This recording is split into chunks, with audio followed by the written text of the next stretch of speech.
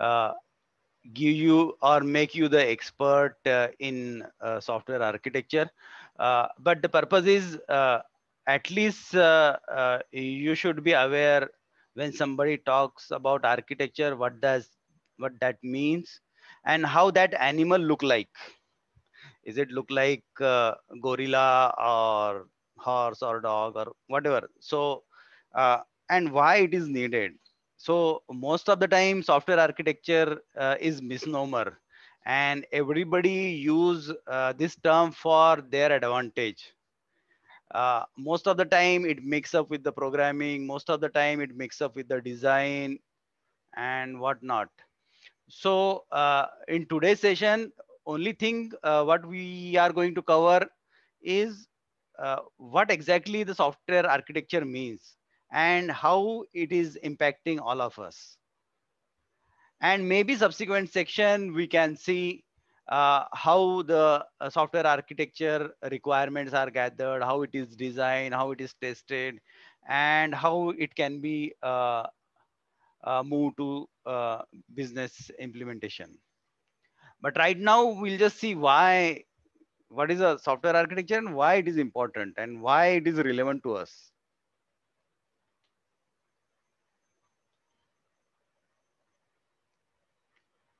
And what is the role that a software architect will play. Uh, so people will say that he may be needed for high quality, multi-version, multi-purpose software. Or if we are going to develop by our own, by a single person, then we may not need an architect.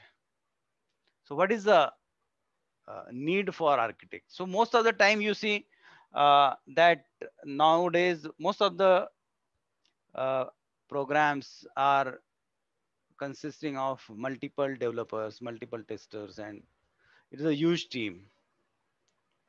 So the largest team I have worked was around 120 people working on a single project. And that's where the multi-person come into picture, that why architect is needed. So that 120 people can be in the same room, same building, same country, or as we say, most of the time uh, our teams are globally distributed, offshore, onshore, near shore, and whatnot. So for that, you have to anyhow decompose into pieces so that everybody works on the independent component, and the teams can work in parallel. And at the same time, while they are interacting with each other, there should be minimum communication so that there is no overdose of communication or miscommunication. So first thing we need to remember is that nowadays all projects are multi-person. It is not driven by a single person. So when in initial stage of computer science, when the people started programming, they were just worried about the right answer, that if is that program is giving us the right calculations or it is simulating the right way the real world. That was the only concern when the computer was invented. But later what we realized that this is not enough. So what we needed is that the program that we could should able to change easy. So any algorithm we want to improve, that should be easier to change. The second thing is that uh, it is it should be such that it is easy to understand. So we can't write in machine language. So the 3GL and 4GL got evolve. And that's where whenever there is a large program and we have to maintain it, so it should be easier to understand. And obviously each program contains errors. So how we can fix that easily? And finally, the program should be easy to test. So then obviously the second point comes multi-version, multiple people, and there should be some structure that will help us in changing the things, in better understanding, better modularizing, better testing. And that's where you will realize that most of the changes comes once the projects go into production. Once they see the real data, the real usage, then you see that uh, there is a need of maintenance and there is a continuous change. So you might see that we call as a stabilization period. So whenever big programs or big systems get implemented, it takes almost 6 months to get stabilized. Till then, you will have a lot of bugs, lot of production downtime, and that's where the maintenance is very expensive. So any bug that you introduces in the life cycle, the later you detect, the cost goes 10 times each phase. For example, in requirement, if you are able to detect bug, it is X. In design, it is 10x costing. In implementation, it is 100. In testing, it is 1000. And maybe in production, it is 10,000x. So that's why planning and designing becoming very important in the part of software engineering. So what are the other things that we need when we see the program apart from ease of change? So then you realize that there are many qualities that we need, which is non-functional. So there is a two terms that uh, has come into the requirements. One is the functional requirement. What is mean by functional requirement? What that program is supposed to do. That is called as the functional requirement. That is also play major role in defining the software architecture. But how the software architecture get defined is due to non-functional requirement, which here we will refer as a quality. So what quality you are looking apart from giving the right answer. So you may realize that we may looking for a performance. You may not want to wait for 1 hour or one day to get a report. Second thing, you may not want to get your data breach or get stolen. So that's where the even the program is giving right answer, you need security. The third thing is availability. Even though the program is giving you the right answer, but it is down uh, 4 days a week, then you may not. So there are so many other things. Apart from a right functional requirement, you need a lot of non-functional requirement. And that non-functional requirement drives the software architecture.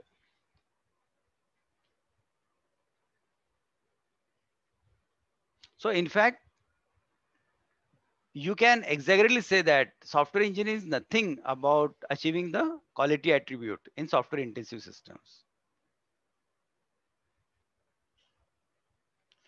So when you see that, so, and that's what will surprise you that software architecture is about the non-functional requirement and achieving these high qualities.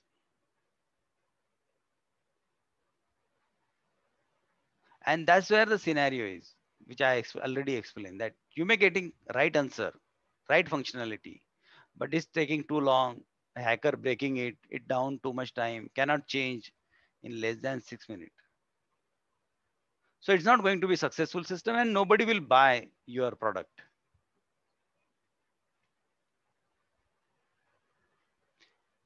So for that, we have to accept the importance of quality attribute, that why non-functional requirements are important and how we will get that non-functional requirement.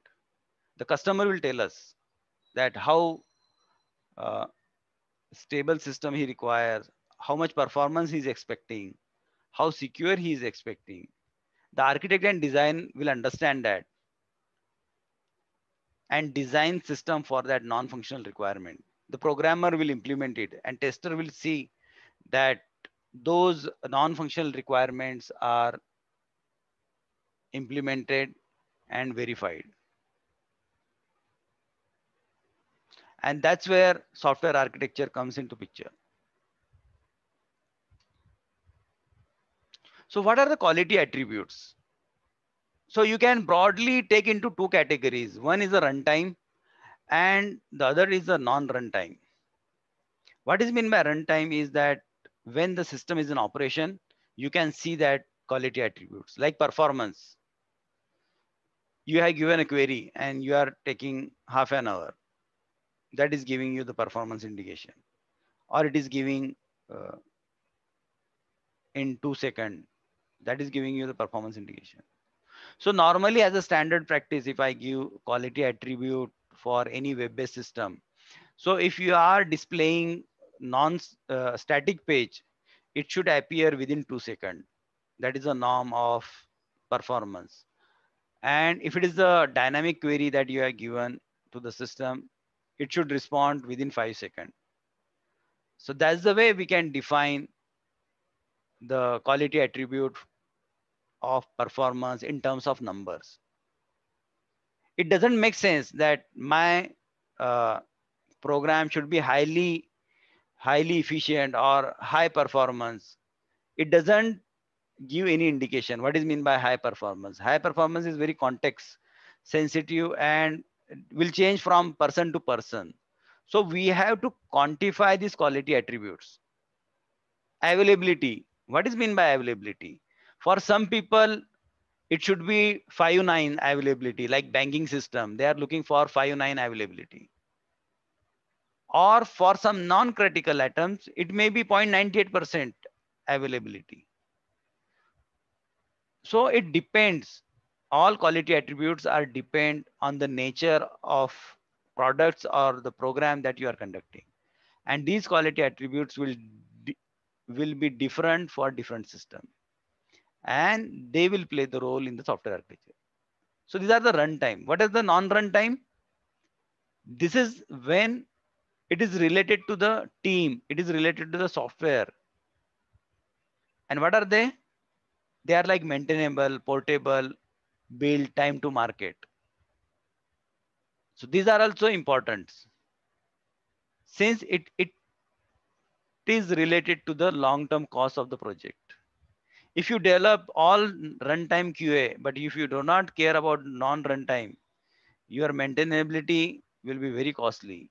If you want to port on another platform or another system, then it will have huge cost as well as time required to port on the other system. And as you know, that time to market plays key role. So while defining the architecture, you have to take care of all these quality attributes. So what we realize so far,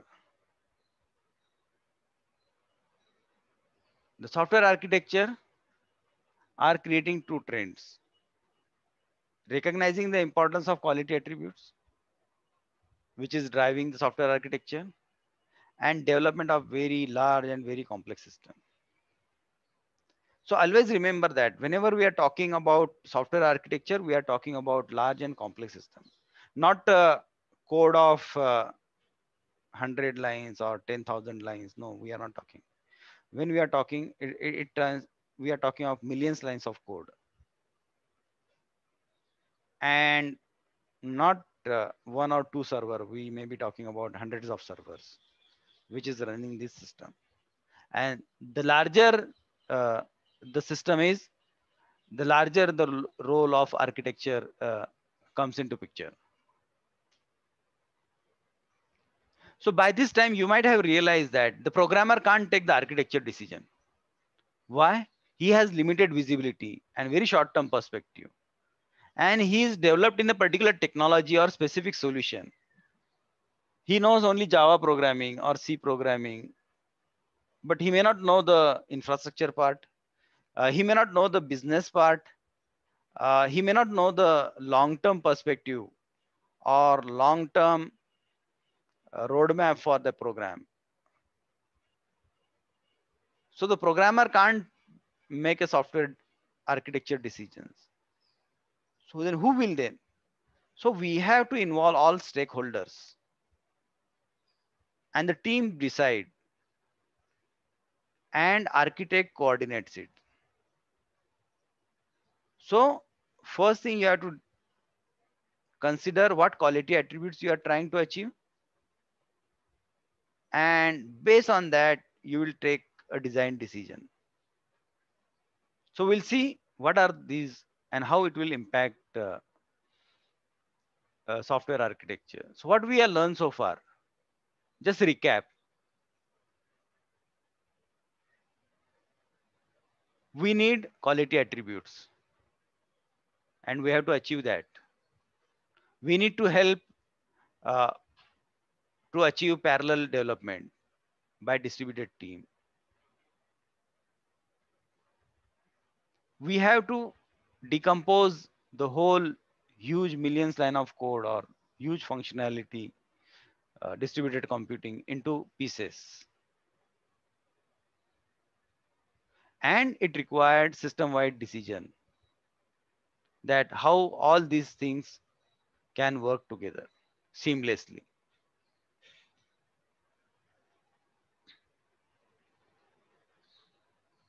So that's where the structure come into picture. And whenever there is a software architecture, you will see that structure come into place. What are the pieces? What are the each responsibility and how they can work together?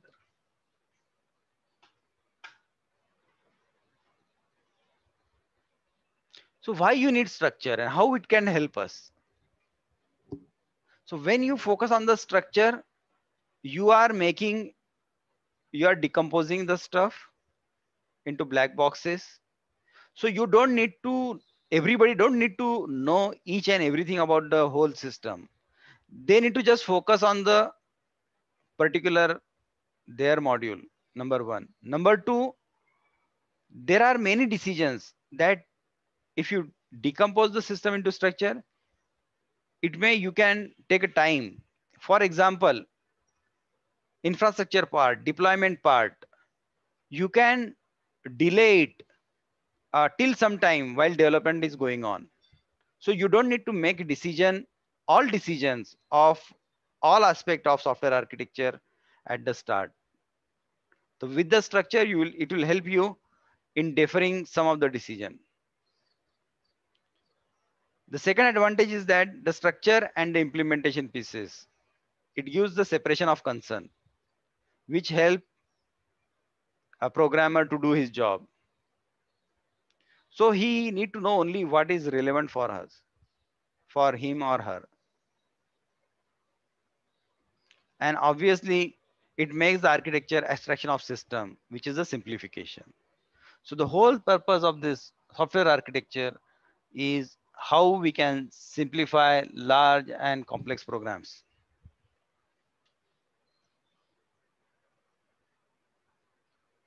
And that's where the evolution of software architecture. So we are now seeing that people are uh, realizing the importance of software architecture. So there are books, there are roles, there are courses, training, and that's why we are taking this online session of awareness. Okay, that we realize that software architecture is an important part. But unfortunately, it is not well understood. There is no architect position.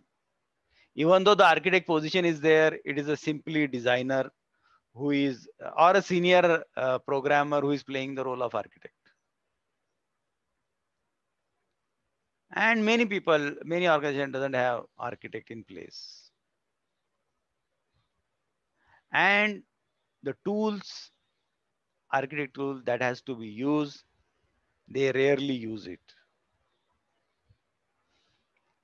And they are not able to achieve the required quality attributes.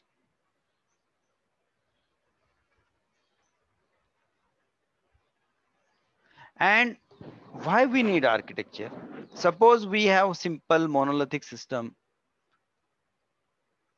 okay, and it is giving the right answer, then unstructured monolithic system will suffice. But that is not the case. We need other thing also apart from getting right answer, as we discussed. Modifiability, time to market, performance. There are so many, scalability, user experience. So many quality attributes we are looking for. And these quality attributes will be achieved only by architecture decisions. But they are not simple one. Whenever you are taking architecture decision, they are different. I will give you the example of simple civil engineering. Uh, the structure will be different for two-story building or single-story building, and the structure will be different for high-rise building. So what has changed? Only the 1 BHK or 2 BHK is there, functional requirement. But high-rise and low-rise requirement, which is non-functional, you will get only 1 BHK flat, 2 BHK or 3 BHK flat, either in the low-rise building or high-rise building. But the height of building will change the structure of the building, starting from basement, plinth till the top. And it has its own trade-off. For example, if you want good, simple user interface, it may not be secure. And if you want secured system, it may not be user friendly. For example, you want to implement very hard password policy. It should have two special character, two numerics, two alphanumerics. Then it become very difficult from the user experience. So there will be always trade-off between quality attributes you want to achieve. So one of the job of software architect is to balance that trade-offs. How much is you want, at the same time how much security you want. So you have to balance that so that you achieve both the qualities and you don't compromise on any of the qualities. So what is the formal definition? We are talking so much about the software architecture. So let's see at the formal definition. It talk about structure or structures. It talks about software element. It talks about visible properties of this element and relationship with them that define the software architecture. So this is the formal definition of software architecture. So now we will see one by one, we'll break down this definition and how it's matter to us and how it is correlated to us. We'll see one by one. So the first part here is the structure. Second part is the software element. The third part is they are talking to each other. So how to define that in the software architecture, or how we to consider it? So what is the implication of definition? So every system has architecture. Even though you don't define it, you will get anyone. For example, again, I will go to civil engineering. Suppose you want to build a single story house. You don't need architect for that. Or you may not go to architect. Simple, the missionary person will can build for you. But it also has a architecture in it. So every system composed of element and relationship among them. You consider it or not consider it. And having an architect and knowing to all stakeholders are different. And that's why communicating through documentation is important aspect. So that all stakeholder, business, finance, developer, tester, manager, and other stakeholders knows what that architecture is.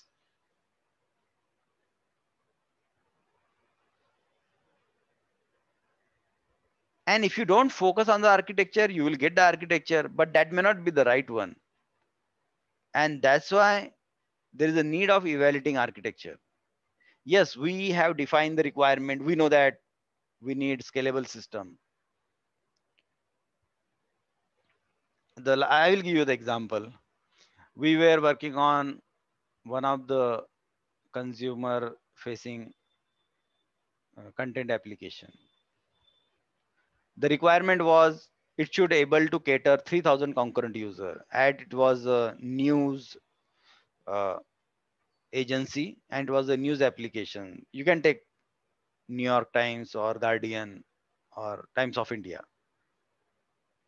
So the requirement was it should be able to achieve at least 3000 concurrent user. We have implemented it, and when it went for testing, after 80 to 100 user getting logged in, it start collapsing, crashing. So we defined the architecture, but once we tested for it, we realized that it is not working. So then we have identified the loopholes, lacunas, bottlenecks, and one by one, then we realize that what are the issues, and slowly then we achieve that quality attributes of having more than 4000 concurrent users. So the having architecture will not suffice. You have to evaluate that. Is it satisfying our requirement or not? In terms of security, in terms of performance, in terms of scalability, in terms of maintainability.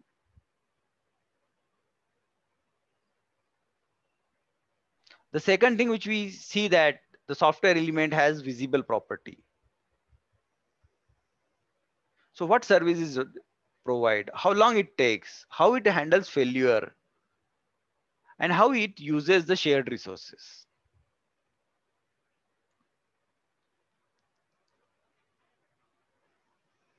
And each software element will have private and public parts. Example, any APIs that you are giving to the consumer or your partners are the public APIs. These are the interfaces that you are exposing to the larger world. And the architecture is considered about how, what are the things you are exposing to the external world. And you might realize that in the definition, it is explicitly mentioned structure or structures. So it is a plural form. So obviously no single structure can be architecture. Our set of candidate architecture is not fixed or prescribed. It totally, as we discussed, depend on the quality requirement. As I told you, it depends on high rise or low rise. Based on that, you have to define the structure. Then the relationship among these components, these structures, how they will be related. They will be sharing the data, they will be calling each other, or they are just passing the signals the way we learn in the operating systems, or they may be each one is handling their own process or task.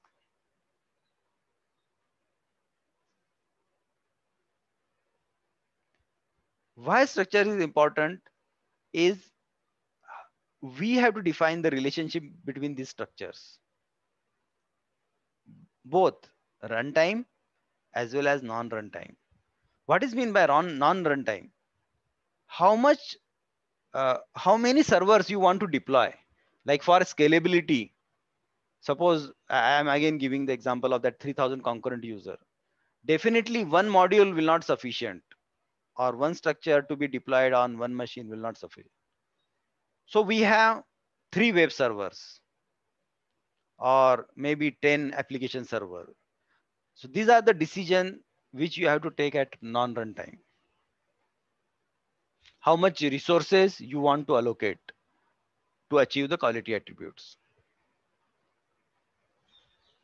And normally another misconception comes is whenever we talk about architecture, it is boxes and lines, but they are not architecture. They are the starting point. What that boxes means, is it database? It is executable unit. It is a code. It doesn't specify anything. What does connector means?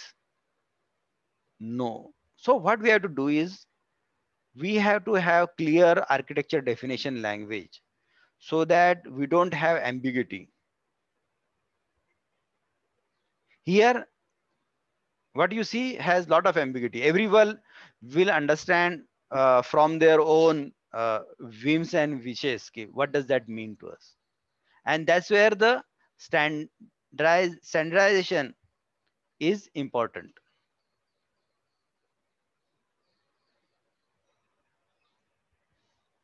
So all these are object, classes, process, function, coding unit, deployment unit. What are the things?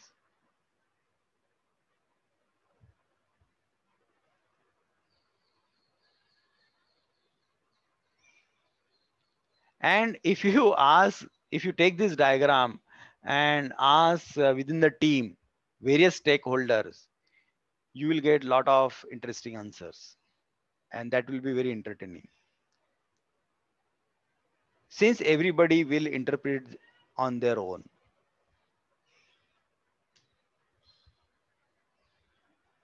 So old ideas die hard. So now if someone says architecture is the overall structure of the system, I wish that you will disagree.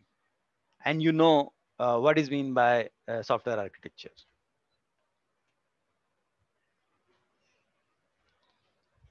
So why it is so valuable?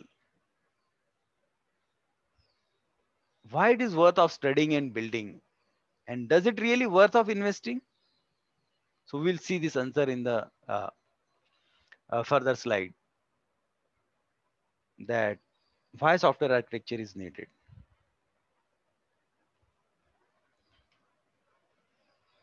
The first and foremost is it's a communication vehicle for stakeholders. It defines a common language that everyone can understand and they can communicate with each other, so that there is no uh, ambiguity in the requirement. And how this will happen?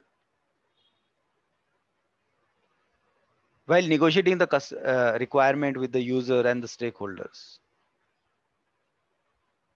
This will help, architecture will help in informing to the customer the progress and the cost.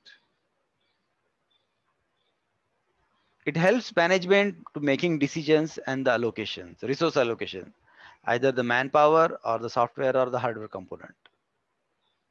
And it helps stakeholder informing about design decision and trade-off.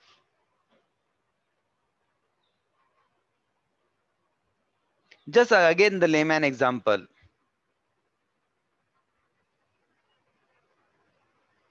Low rise and high rise building. You may get the same space, but with high rise building, the cost of the flat goes haywire. And in low rise building, you will get the cheaper. So every design decision has impact. Every quality decision, quality attributes will impact some other quality attributes. If you want highly scalable, then the cost will come into picture. Then if you want high performance, high computing engine, and if your data is very compute intensive, obviously you need to provide larger hardware infrastructure, which again impact the cost. So always, whenever you are achieving the quality attributes, they will be conflicts. And the conflict, how it will get resolved? It will get resolved through the well-defined requirements, as well as communicating with the respective stakeholder. So whenever the cost will come into picture, you will take approval from finance department. Whenever there is a uh, implication on human resources, your manager will get uh, uh, worrisome that how he will manage the resources.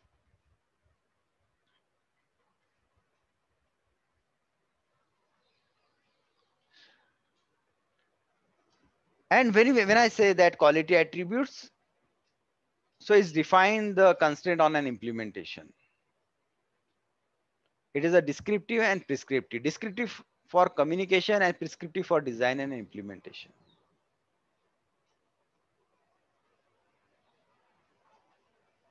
And we already discussed that all quality attributes are not possible to achieve at once.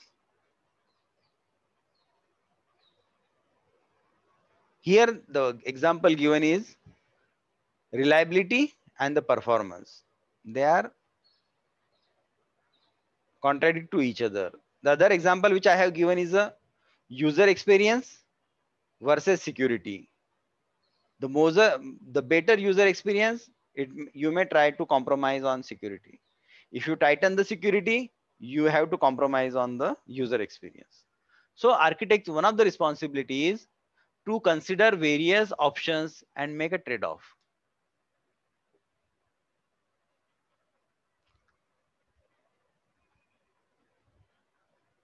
How the architecture elements influence. Okay, so these are the few example.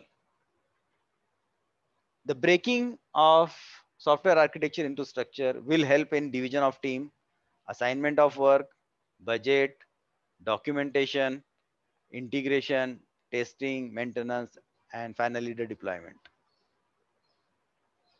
So you will realize that for all these points, the software architecture plays the pivotal role, and that drives all these activity efficiently. So what are the things? Quality attribute. We are talking about quality, quality, quality. So here are the examples: performance, modifiability, security, scalability, and reusability. And just for an example, what things you should look for if your performance is getting screwed up, you have to look for inter-process communication. Which is the component which is taking most of the time? Which structure or which module is becoming the bottleneck? Modifiability. Is it easy to define the responsibility, or you are not define the responsibility of a particular model? If you are not well define the responsibility of each module, then the modifiability will be the nightmare for you. Security. Scalability can be only achieved through the localization of resources. If you have distributed resources, then the intra-process communication will hamper your scalability. And for reusability, all of you know the programmer, we should have minimum coupling. So it should have cohesive design. Each module or each structure should be sufficient, and it should have minimum communication with or the dependency on the other module.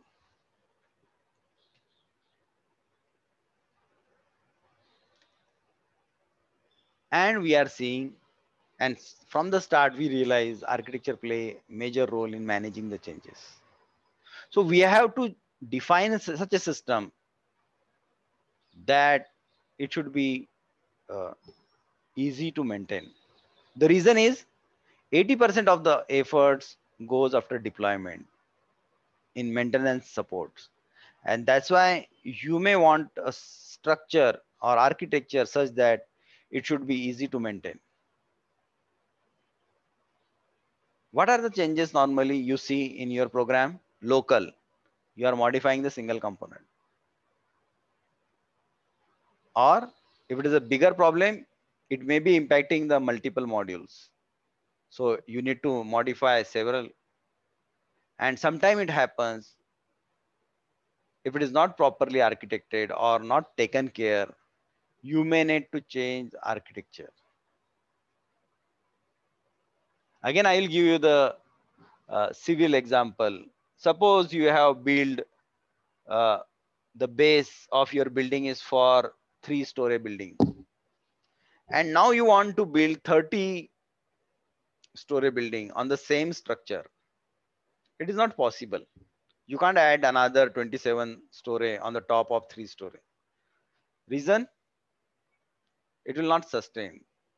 So here the whole requirement is getting changed. So you need to completely demolish that 3-story building and redefine for complete new architecture. So what is good architecture then? Good architecture is the one most likely to change or easiest to make. All the changes it should be very easy to make. Either through cost. The best architecture is where you should be able to change with configuration or customization. You don't need to go for a complete revamp.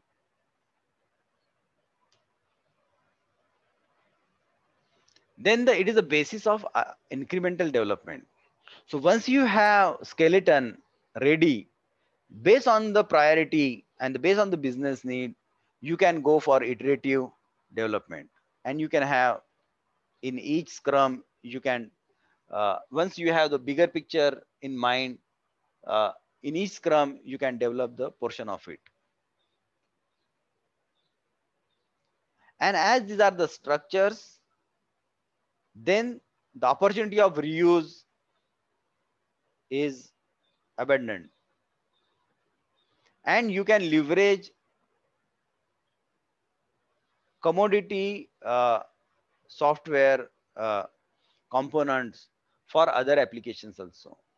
For example, if you design email manager or mass mail manager system, so all applications use that.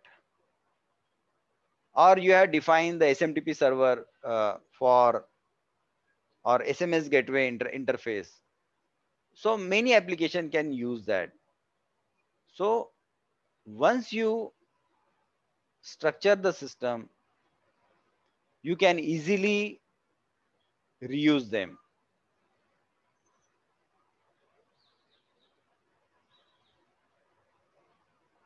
And one of the concept here is the product line.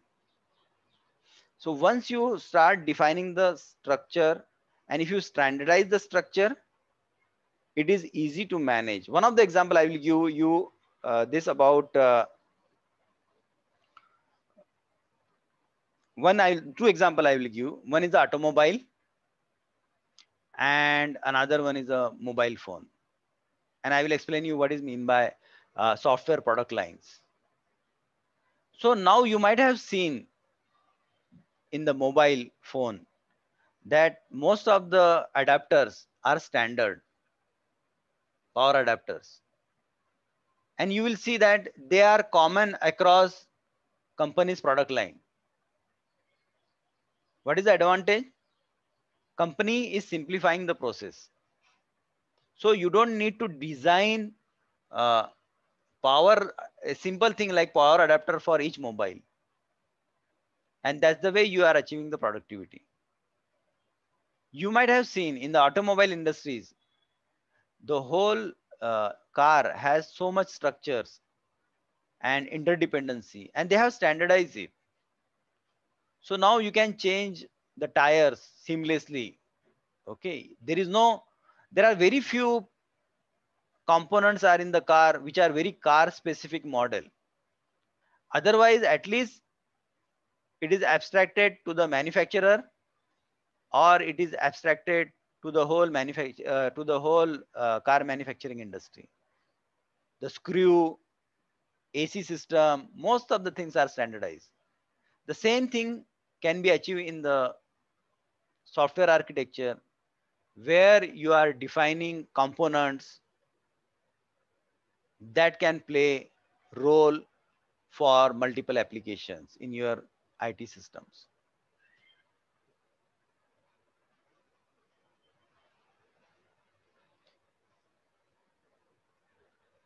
So we again coming to the architecture and structure. So what is the structure? Structure could be object, classes, module, as we have seen in the last diagram, or all of them. So now we are coming back, and the last part is what are the structure and what are the views.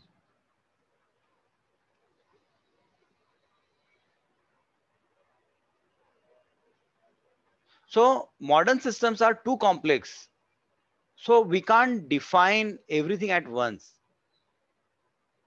So we need to show to the stakeholder whatever they are interested in. And the structure and views are meant for this meaningful communication. For example, in your building, permission का भी देखना है, किसी को पकड़ना है, वो सब लोग बोल रहे, थोड़े लोग बोल रहे नहीं हो, आपको जरूरत नहीं है बोल रहे, थोड़े लोग बोल रहे लेके करो बोल रहे, कंफ्यूज कर दे रहे लोग. hello, can you mute? Okay, great, thank you. Again, I will take an example of civil engineering here to easily understand. If you have or your office maybe, which is a big one. So there are so many systems working. Firefighting system is there, drainage system is there, water system is there, electricity is there, and air circulation is there. Then the AC system is there. You can't compromise, you can't comprehensive all the information in one document. And if you document it, the stakeholder will not be able to understand. And that's where the view comes into picture. The plumber is interested only in water pipeline and the drainage system, how it is laid out throughout the building. The electrician is interested only in the electrical view, that how the power supply is coming and how the power supply is getting distributed. So they are looking for their respective views. The structure will be there, obviously, which will compromise of all views. But when you are talking to the stakeholder, you have to give to the respectable views to them. So to the plumber, it doesn't make sense that you give him the electrical wiring design. He say, I don't care about that. You just show me the pipeline structure. Same case for electrician, same case for firefighter, same case for AC. So you need different views for different stakeholders. And that is the definition of view, a representation of coherent set of architecture element as written and read by a system stakeholder. Give me a second.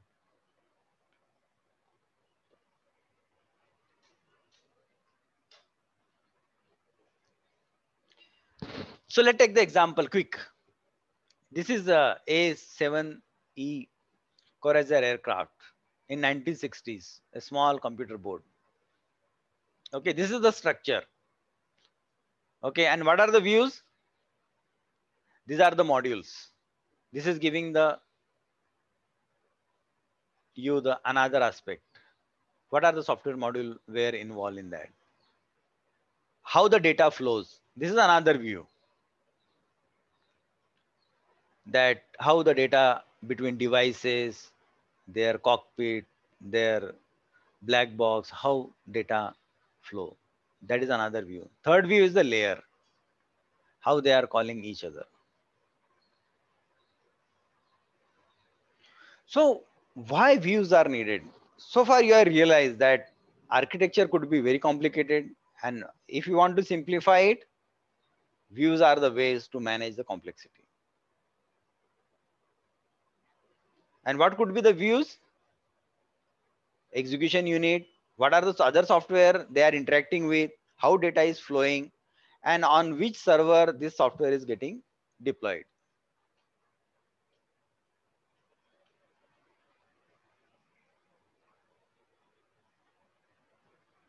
So you need to define the type. What type of information you are going to represent in a view.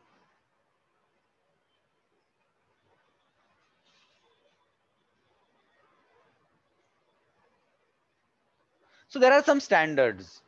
Rational has given the 4+1 view model, and Gartner has something else, and you will find many ways of defining the views. Rational has, one is a business view, one is a logical view, one is a deployment view, one is a process view. So that's the way the Rational defines various views for software engineering. Now let's get back to the structures. This is the last point which I want to cover in this session. So what are different types of structure? So you can broadly divide structure into three types. One is a module, where you are just decomposing your large software components into meaningful units. So that is called as the modules, as all of you knows. The second could be connectors, communication. How these modules are communicating with each other, synchronously, asynchronously, real time, batch, how they are communicating with each other. That is one structure. And the third structure could be the allocations. How much memory, computing power, bandwidth you are allocating. So this is the third structure. So let's see the example of each one. What are the example of module structure? It is a decomposition, correct? So you will have module and submodules. There is another module structure, uses. My program uses SMTP server. My program uses printer server. My program uses message queue. The layered structure. We all of us, those who have studied network, we have seen the OSI model, 7-layer architecture. And the other is a generalization, the organization of the classes or the hierarchy, which we learn in the object-oriented inheritance instance. So these are the example of module structure. What are the example of connector structure? The processes that are running, their communication, synchronization, then the concurrency, multi-processes, multi-thread system. And whenever there is a multi-process and multi-threaded system, there will be shared data, shared bus. So how that information is shared, either in the RAM or database or within the system, how this shared repository working. And the other well-known example is the client server, which most of you are working. The example of allocation structure is a deployment. How your deployment structure look like. One of the things which I want to mention here, deployment could be different within non-production environment, production environment, or high availability or disaster recovery. So in this various scenario, you will have the various deployment structure. The second thing is in allocation, the implementation structure. You can't deploy everything on every machine. So you have to decide which software component will reside. The simple thing which we normally divide, we call 3-tier architecture. We deploy a database on a separate server. We deploy middleware and application server on separate server, and we deploy our contents and web server on the separate server. So that is an example of implementation. And the work assignment.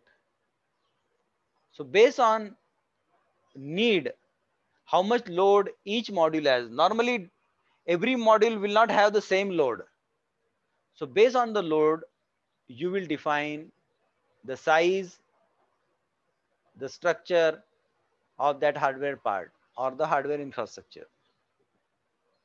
So here is the summary. The modules, connectors,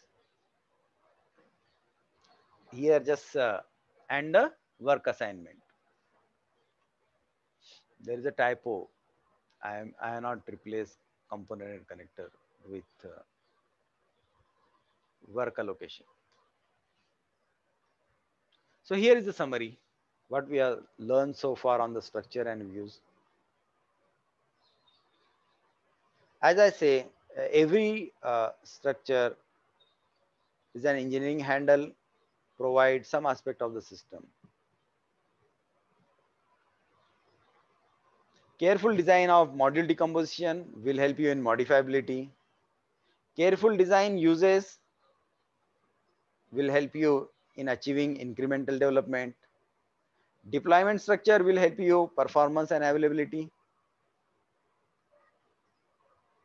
And communication structure will help you in the performance and the security of the system.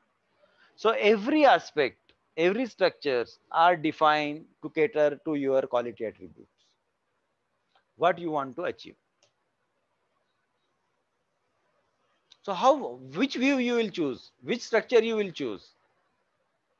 Finally, it will be driven by the quality attributes. What are the most important quality attributes you want? And that will shape up your structure, and that you will record in the corresponding views, that how you are achieving that particular quality attributes. For example, scalability or auto scale model. So you will baseline that for example, 4 CPU server, 8 GB RAM server, how much process or how much transaction that infrastructure is able to handle. For example, it is able to handle 100 transactions per second. And now your quality need is that you want to have 500 transactions per second. So obviously you need more than 5 servers. So you will define that deployment into deployment view, that to cater to 500 users or 500 transactions per second, you need at least 5 servers.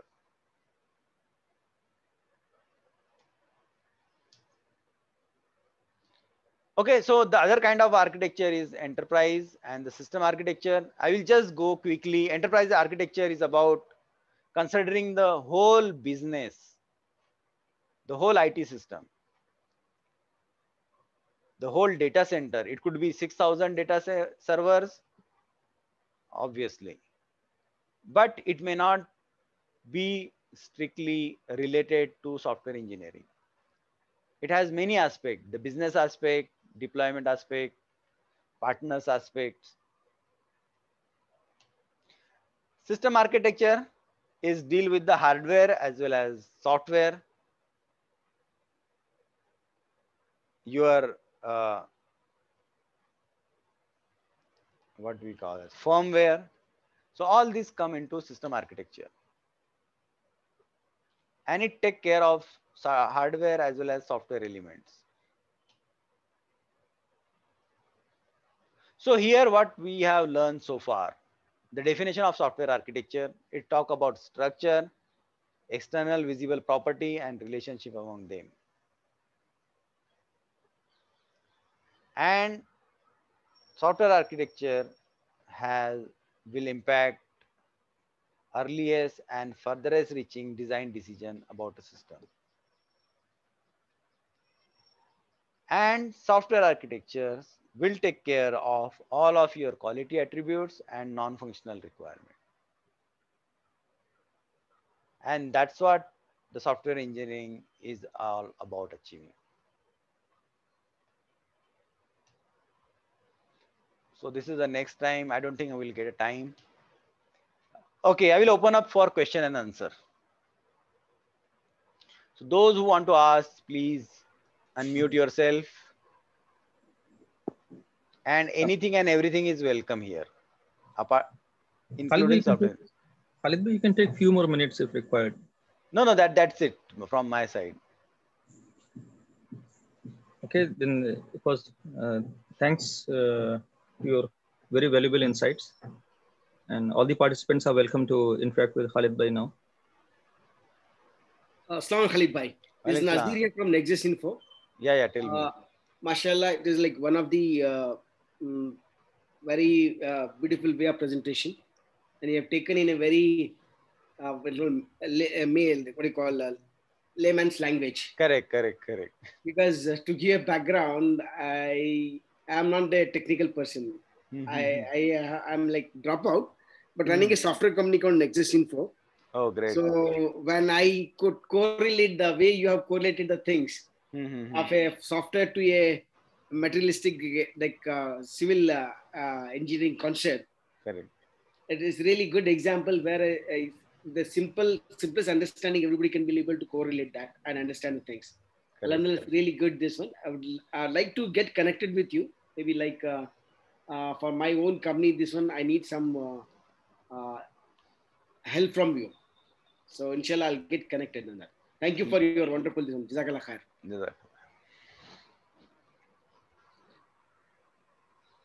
No, architecture we see day-to-day life. That's what I want to convey. We deal with that, but somehow when it comes to software architecture, we try to ignore that. Exactly. Which is not the case. It's like it is relevant there also. Yeah, very true. It's like all like we specialize. Like for example, if we give it our Ummah people, like if you take a small workshop also, where two-wheeler and four-wheeler small garage, we're not qualified, but we're skilled enough to do the every work. Correct. When it comes to like systematic way, the things get in very polished and the value of it goes 10x. Correct.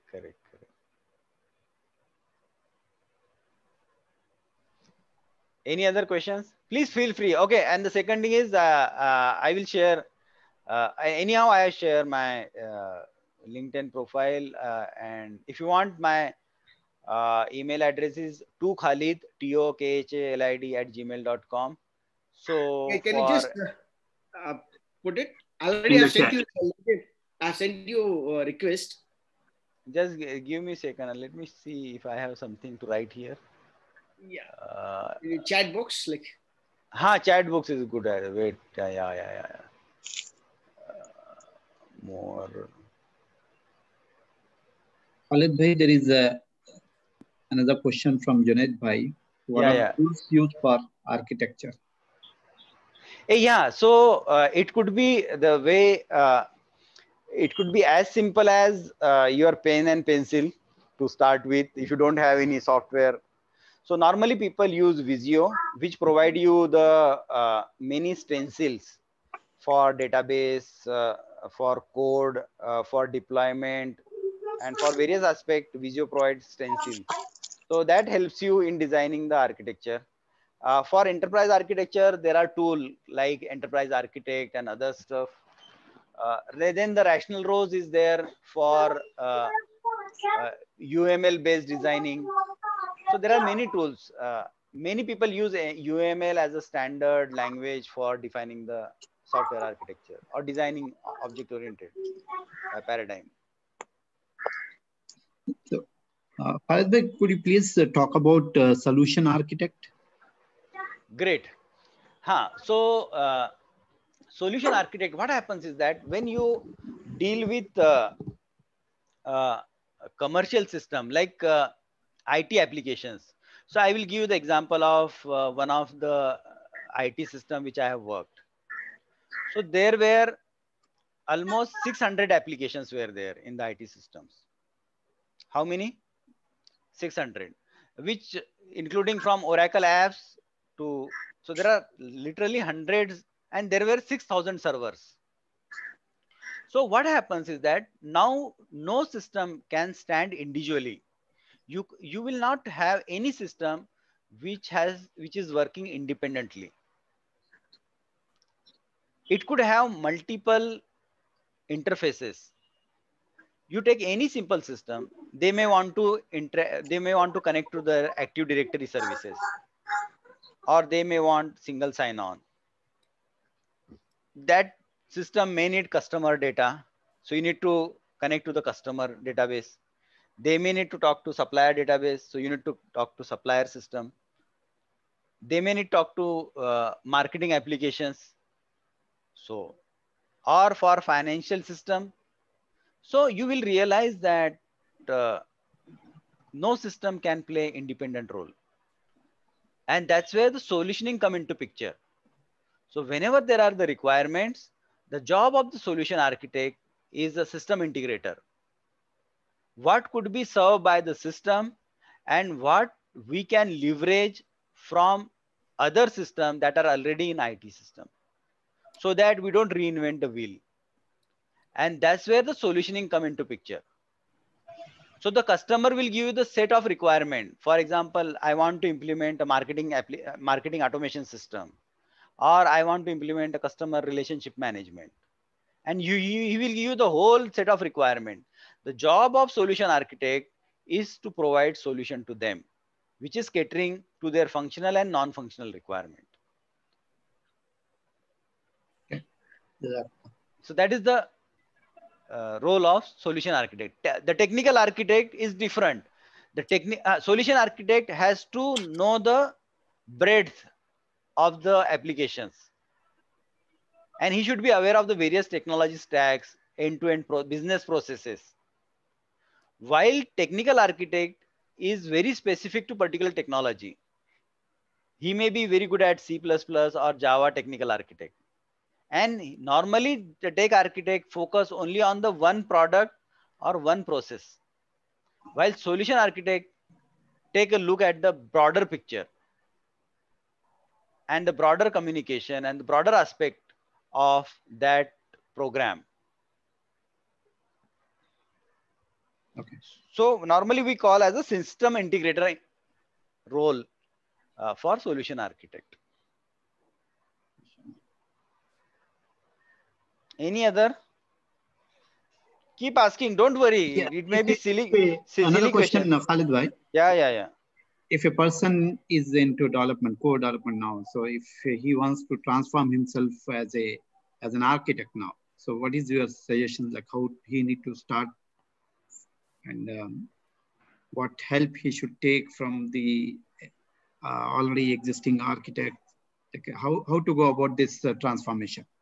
Yeah. So yeah, very good question. So I would recommend all of you to take a technical path.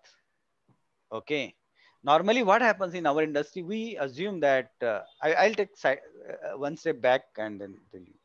We assume that the managerial hierarchy or managerial is lucrative, but not all is meant for that, and not all people are trained for that.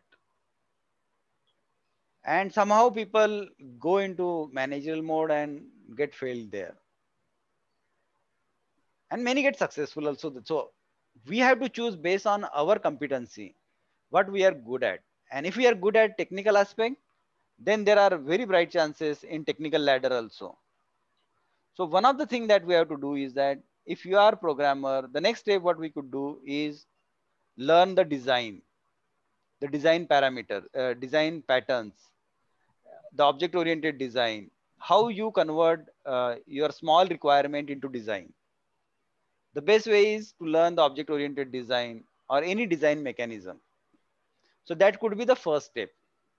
So even for a small requirement, you see and follow the formal design, or at least if you are a programmer and your tech lead is giving you the design, review it, understand it, ask him the questions, how he is achieving the separation of concern, how he is achieving the how is dividing this into sub module, how is taking care of performance. You can ask this question to him and try to understand before implementing it.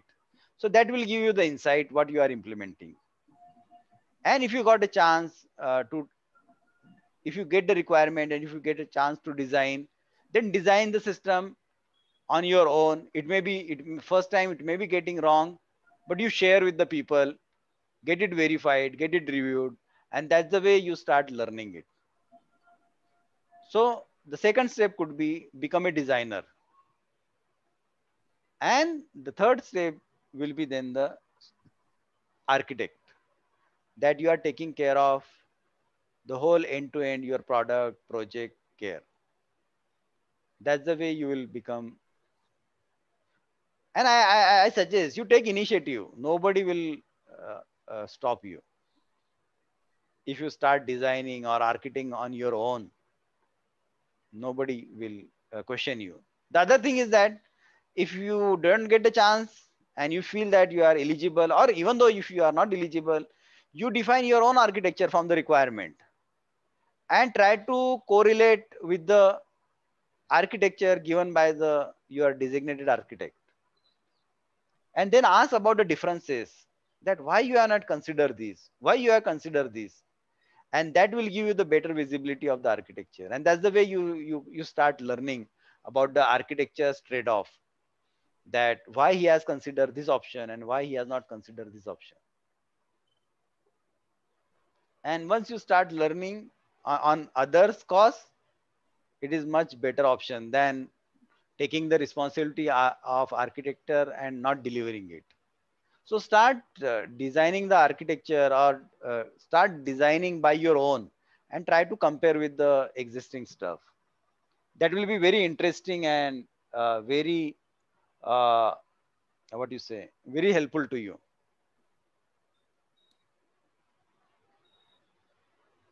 Jazakallah. So any course so you suggest for getting the insight of the architectural view? No, so it's based on your technology. Mm-hmm. So if you are using .NET, there are many .NET books are there on .NET design from Microsoft and other teachers. And then you search on the .NET design patterns, you will get a lot of material. And then see what patterns are relevant for your applications. That is the quickest way to learn. Same way, Java patterns are there. So you can learn from there. Then there are very good books on object-oriented analysis and design, which is available in PDF form. So you can go through that. Unfortunately, there is no formal training as such. Due to the diversity, and there are very few real architects, or I have seen very few people who think holistically about architecture. Otherwise, most of the time, many programmers, senior programmers had taken the role of architect, which in my understanding is blunder. They have to play the role of architect than the programmer. Kalbi, I have a small suggestion. Yeah, tell me. Because there is a huge requirement, because many of people are not aware. Since you have very good knowledge on this, why can't we start a small group for a Ummah where you can just guide us? Is there a possibility in the MRFID same this one? We can have a small group, because many people are, as I can see, many people are interested, but there is no proper guidance in that. So can we have something on this? If you probably agree, maybe once in a while you can take us through some this kind of knowledge information session. Yeah, that is a very good idea. Definitely we can think. With the so MFRD, and we can create a group of architects like exactly. We can have multiple. There are many people who are right now playing a role of architect in various large organizations, and they may be also interested in contributing or mentoring to the newcomer. Exactly. Yeah, so that is a good suggestion. Definitely, let's MFRD guys think about it, and definitely we can take it. Yeah, inshallah. Khalid bhai, we'll do one thing. We'll connect later and plan something more detailed sessions. Correct. Sure. Series of sessions. We'll discuss about it, and inshallah we'll let the participants know. Actually, normally I do this 5. There are 6 sessions. I have just given you the first session. So normally, otherwise, as a part of introduction to software architecture, it takes 6 session like this, just to give the complete understanding of like how to gather the requirement, how to validate it, how to document it, how to communicate it, all those things. So Khalid bhai, Sheksha here. So first of all, would like to thank you for this very insightful session. Hope you can hear me. Yeah, I am hearing. No, I would like to really appreciate and thank you for all the great insights. As you rightly just mentioned, there's a vast subject. I think 1 hour session might not be sufficient to cover this deep concepts that you have, right? It is recommended to have these kind of sessions, maybe another 4 or 5 sessions, at least to give a complete glimpse of this, topic, knowledge. Yeah. Right?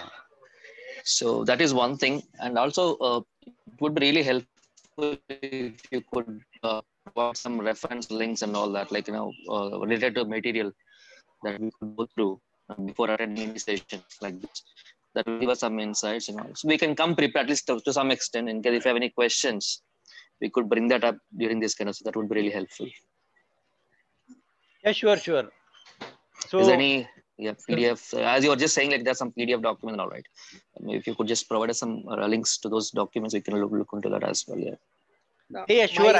My humble request is if you form a group, because all the people can get into it and everybody will get the information. Or else again, like Khalid Bhai has to individually refer everybody and keep answering them as well as sharing the information. With the permission of MFID, they can create one small group which is related to especially focus on the architect. If brothers can take this, the concerned person, responsible person from MFID, if you can initiate, it will be really helpful to all of us. Yeah, definitely. We will form a group and we'll share the information. Don't worry on that. Yeah, thank you. Yeah. So, Khalid bhai, even you can consider taking some examples as well while going through these sessions. Yeah. Actually, when I realized that,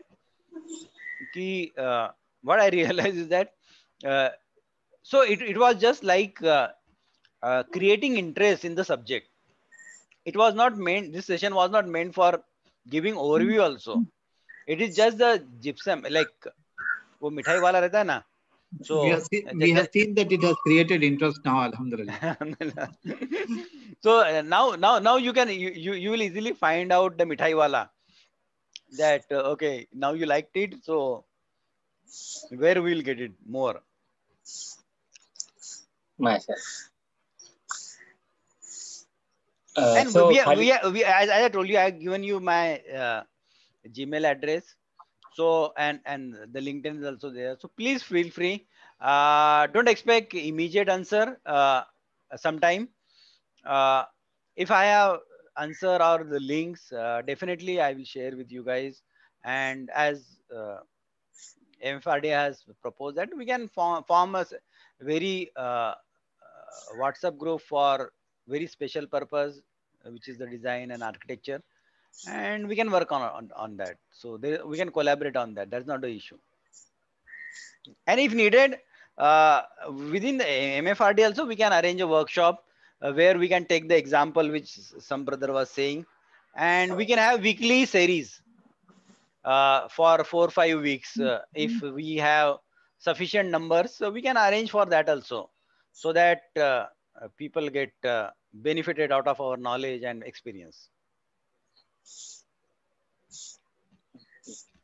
So Khalid bhai, this is Moin from Kausarbagh, and thank you very much for the session. And since I am working in IBM as a junior DP, so this whatever session you have done, so it is really helpful for me, and looking forward for the same in future. So thank you very much, Jazakallah.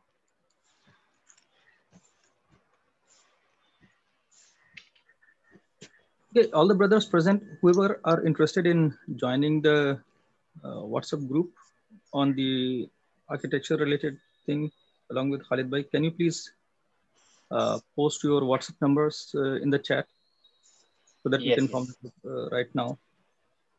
And yeah, but we have to be very stick to the rules of not forwarding anything on this group, but it will only technical discussions maybe. Yeah, only architecture. Yeah, correct. We are not making a generic group where you any beneficial message is not to be posted on this. Correct. All the messages are beneficial, but we will not entertain any sort of beneficial message apart from the architecture related discussion, inshallah.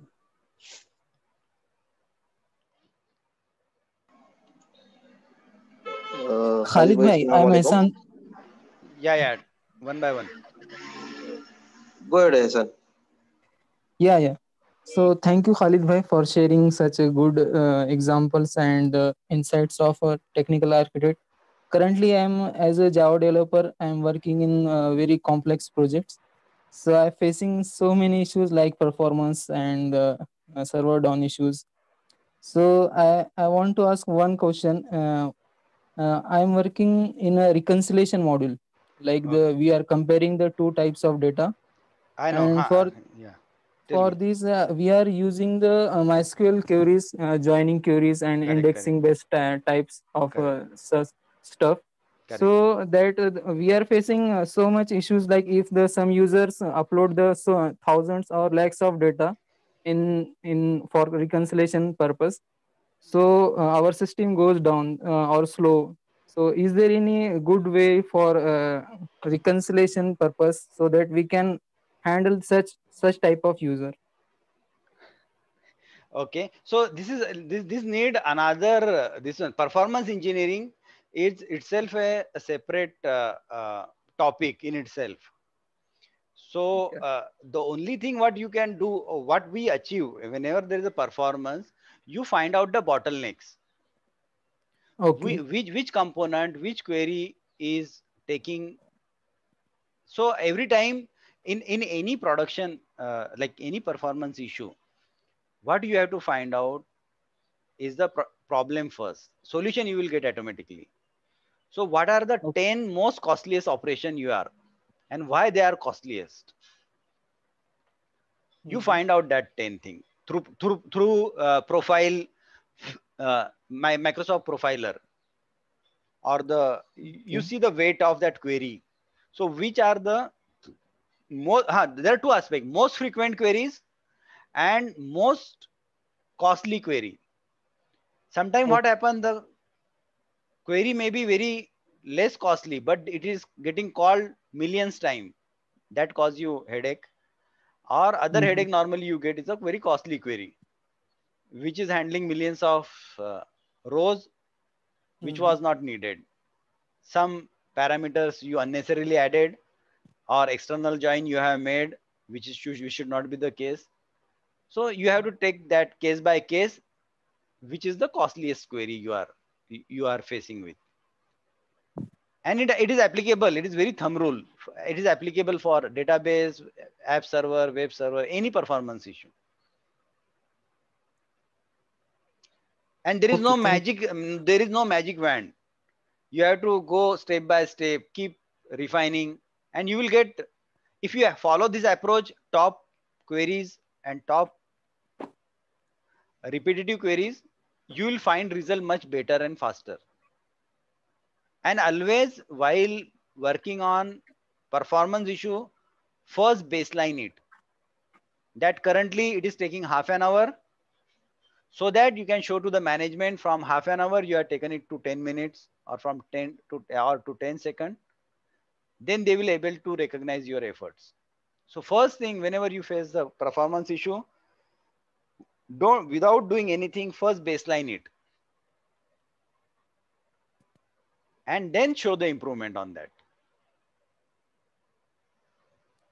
Then your work will get recognized. Thank you, sir. Yeah. Okay, so now it's 12:30. It's time to move. So thanks for all of you for joining. Don't hesitate to contact me on Gmail for any of your queries.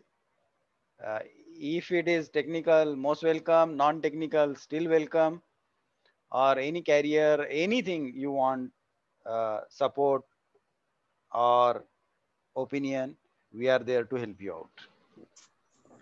Thank you very much, Khalid Bhai, and thanks to all the participants for the lively discussion. And we have received about 13 people interested in the group. So I'll be creating that group very soon, and we'll keep on having this discussion around the architectures, inshallah. Okay, Jazakumullah. Assalamu alaikum. Assalamu alaikum.